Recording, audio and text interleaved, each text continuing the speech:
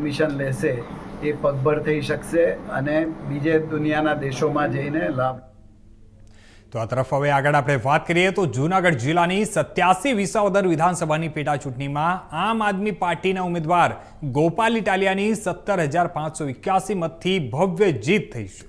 ત્યારે જૂનાગઢ જિલ્લાની 87 વિધાનસભા જે વિસાવદર પેટા ચૂંટણી છે તેમાં આમ આદમી પાર્ટીના ઉમેદવાર ગોપાલ ઇટાલિયાની ભવ્ય જીત થઈ અને તે બાદ જ્યારે ભાજપના ઉમેદવાર કિરીટ પટેલ તથા કોંગ્રેસના ઉમેદવાર નીતિન રાનપડિયાને કારમી હારનો સામનો કરવો પડ્યો છે.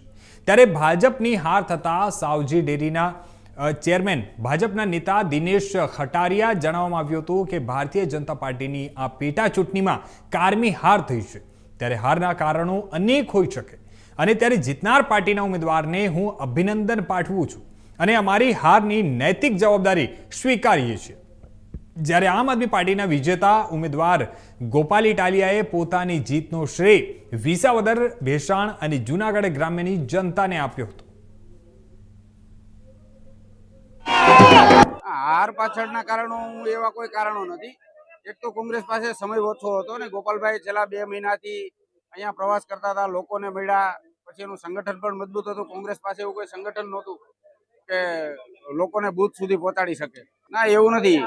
ગોપાલભાઈ છેલ્લા 2 મહિનાથી અહીંયા હતા. ગોપાલભાઈએ મકાન પણ ભાડે રાખી લીધું હતું અને લોકોએ પણ મન બનાવી લીધું હતું કે એકવાર વિસાવદરના ધારાસભ્ય ગોપાલભાઈને બનાવાય. ના, એ તો હવે અહીંયા જે કોંગ્રેસમાંથી જે લોકોને પ્રભારી મૂક્યા છે એ લોકો હવે રિપોર્ટ કરશે આ હારના કારણોનો. આજે ગુજરાતની અંદર 2 વિધાનસભાની ચૂંટણી હતી. એમાં એક વિધાનસભાનું રિઝલ્ટ ભારતીય જનતા પક્ષ તરફે આવેલું છે.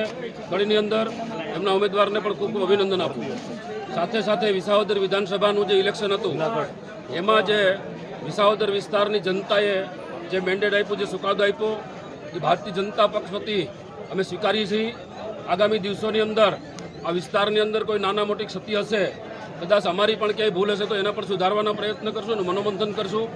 વિસાવદર વિસ્તારના ભારતીય જનતા પક્ષના સૌ કાર્યકર્તાઓએ તન મન ધનથી જે કામ કર્યું છે એના બદલ સૌ કાર્યકર્તાઓને પણ ઉમેદવાર વતી ખૂબ ખૂબ અભિનંદન પાઠવું છું અને એમનો પણ આભાર વ્યક્ત કરું છું. સાથે સાથે ગુજરાતની રાજનીતિની અંદર જ્યારે કોઈ જૂઠાણા ફેલાવીને એક સીટ જીતીએ છીએ તો એનાથી કોઈ અમને ફેર પડતો નથી. પણ જે કંઈ પ્રજાની અંદર જે કંઈ અમારી ક્ષતિ હશે તો આવતા દિવસોની અંદર અમે એનું મનોમંથન કરશું.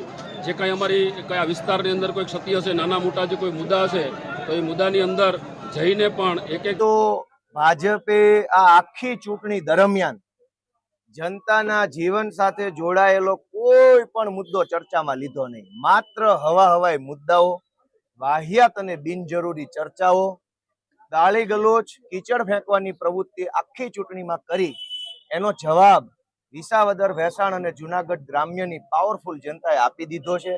મારે કશું કહેવાનું રહેતું નથી.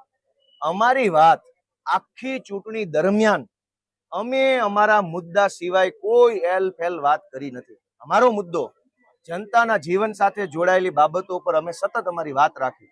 અમે ઇકોઝોનનો પ્રશ્ન, સૌની યોજનાના પાણીનો પ્રશ્ન, રોડ રસ્તાનો પ્રશ્ન, ટેકાના ભાવની ખરીદી કેન્દ્રમાં થયેલા ભ્રષ્ટાચારનો પ્રશ્ન, સહકારી મંડળીમાં થયેલા ભ્રષ્ટાચારનો પ્રશ્ન, 100 વારિયા પ્લોટ, BPL નું કાર્ડ, આ પંથકની સરકારી શાળા અને દવાખાનાની અંદર સુવિધાઓની બાબત, આ પંથકની અંદર ગુંડાઓ જે છે, મોટા પાયે કિરીટ પટેલે જે ગુંડાઓ બનાવ્યા છે, ગુંડા નાબૂદી અભિયાન, વિસાવદર અને ભેસાણમાં લાઇબ્રેરી બને, એ તમામ પ્રકારની બાબતો ઉપર અમે આ આખી ચૂંટણીનો પ્રચાર કર્યો હતો. જનતાએ પોતાના મુદ્દા ઉપર મત આપ્યો છે. જનતાનો ચુકાદો આવી ચૂક્યો છે. જનતાના ચુકાદાને વિનમ્ર ભાવે હું સ્વીકારું. જે વિસાવદર પેટા ચૂંટણી હતી અને એ પેટા ચૂંટણીમાં ગોપાલભાઈ ઇટાલિયા આમ આદમી પાર્ટીના ઉમેદવાર પર જે વિસાવદર, ભેસાણ અને જૂનાગઢ ગ્રામ્યની જનતાએ ભરોસો મૂક્યો છે, વિશ્વાસ મૂક્યો છે અને એમને જે સારી લીડથી વિજય બનાવ્યા છે એ બદલ જૂનાગઢ, વિસાવદર અને ભેસાણની જનતાની સાથે સમગ્ર ગુજરાત અને દેશની જનતા, આપના તમામ મીડિયા, પત્રકાર મિત્રો, તમામ પ્રશાસન, સૌનો અમે આભાર માનીએ છીએ, અભિનંદન આપીએ છીએ. આ જીત જે પ્રકારે થઈ છે આપે સૌએ જોયું હશે. અમે પણ અહીંયા જ હતા. ખુદ ગુજરાતના મુખ્યમંત્રી અહીં આવીને હજારો કરોડોની એમણે ભેટ આપવાની વાતો કરી. જે ઉમેદવાર હતા કિરીટ પટેલ, એમણે પેરિસ બનાવવાની વાતો કરી, 1000 કરોડના કામો કરવાની વાતો કરી.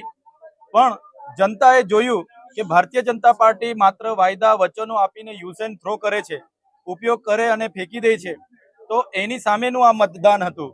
ગુજરાતમાં જે ભ્રષ્ટાચાર, ભય અને ભૂખની રાજનીતિ ચાલે છે એની સામેનું આ મતદાન હતું. અને વિસાવદરની જનતાને ખાસ અભિનંદન એટલા માટે આપવા પડે, એમણે આવા વચનોમાં આવ્યા વગર, આવી લોભામણી લાલચોમાં આવ્યા વગર, અને એ લોકોએ કીધું કે અમે સત્તામાં છે, સત્તામાં હશે તો કામ થશે, એમાં પણ આવ્યા વગર ગોપાલભાઈ આમ આદમી પાર્ટી પર જે ભરોસો મૂક્યો છે એ બદલ વિશેષ અમે અભિનંદન આપીએ છીએ. અને આ જીત એ સમગ્ર ગુજરાતની જીત છે અને આ હાર એ ભારતીય જનતા પાર્ટી ગુજરાતના તમામ લોકોની આ હાર છે. 87 વિસાવદર વિધાનસભાની પેટા ચૂંટણીનું પરિણામ આવી ચૂક્યું છે. 18 રાઉન્ડના અંતે ગોપાલભાઈ ઇટાલિયા છે તે આગળ છે. આપણી સાથે આમ આદમી પાર્ટીના નેતા પ્રવીણભાઈ રામ જોડાય છે. પ્રવીણભાઈ, વિજય નિશ્ચિત થઈ ચૂક્યું છે, શું કહેશો? ચોક્કસથી વિજય 110% નિશ્ચિત થઈ ચૂક્યો છે અને આ વખતેની ચૂંટણીના પરિણામો ગુજરાતની દિશા નક્કી કરવાના છે. સાથે સાથે આ ચૂંટણીની અંદર અમે મહેસૂસ કર્યું છે, ફીલ કર્યું છે કે કુદરત પણ અમારી સાથે છે. કારણ કે અમારી સાથે ઘણી બધી એવી ઘટનાઓ બની, એ ઘટનાઓને ત્વરિત જ એવી ઘટના બની કે જેણે આગળની ઘટનાઓને તળિયા ઝાટક કરી દીધી. એક્ઝામ્પલ તરીકે અમારો તાલુકા પ્રમુખ છે અને અમારી ગ્રુપમાં વિડીયો બનાવે, એની બીજા જ દિવસે અમારી પાસે ઇનપુટ આવી જાય છે કે આ રીતે કોંગ્રેસ ત્યાંથી પૈસા આપે છે, બીજેપી દ્વારા પૈસા આવે છે, કોંગ્રેસ આ રીતે કરે છે, એનું અમે સ્ટિંગ કરી દઈએ અને સ્ટિંગ કરીને આખું ખુલ્લું પાડી દઈએ. આવી દરેક ઘટનાઓ એવી પડી કે દરેક ઘટનાઓ અમારી ફેવરમાં આવી અને એમની વિરુદ્ધમાં આવી. એમણે જેટલી પણ કૂટનીતિ વાપરી એ કૂટનીતિ એમની ખુલ્લી પડતી ગઈ. એટલે આ જોતા મને એવું લાગે છે કે કુદરત પણ એવું ઈચ્છી રહી હતી કે સાહેબની સીટ આમ આદમી પાર્ટી ચોક્કસથી કહી શકાય છે કે સ્થાનિક મુદ્દાઓ છે, જે અનેક કૂટનીતિઓ હતી તેને આમ આદમી પાર્ટી દ્વારા ખુલ્લી પાડવામાં આવી અને તેને લઈ અને આમ આદમી પાર્ટીની જીત આ બેઠક ઉપર થઈ છે. ભાવિક જોશી, ઇન્ડિયા ન્યૂઝ.